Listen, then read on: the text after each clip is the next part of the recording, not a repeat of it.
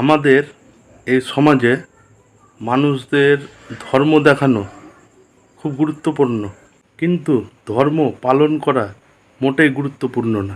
কিছু কিছু মানুষ নিজেকে এমনভাবে উপস্থাপন করবেন যে সে সব কিছু জানে এবং অনেক ধার্মিক, কিন্তু সে আসলে বাইরে দিয়ে লোক দেখানো ধার্মিক, অন্তরের অন্তরস্থল থেকে না। ধর্ম পালন করার জন্য আপনার ঘর সংসার ছেড়ে যাওয়ার দরকার নেই।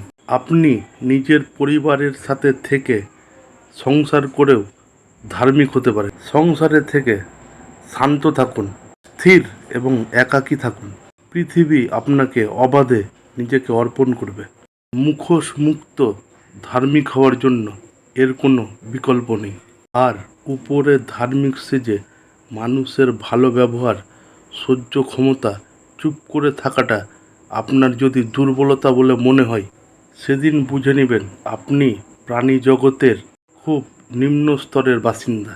কারণ বাড়ির পোষ্যরাও আদর দিলে মানুষের সাথে ভালো আচরণ করে, কিন্তু আপনি মানুষ হয়েও আরেকটা মানুষের সাথে পারছেন না।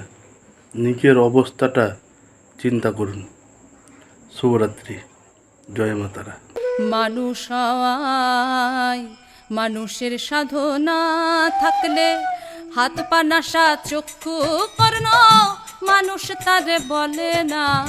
মানুষ হওয়ায় মানুষের সাধনা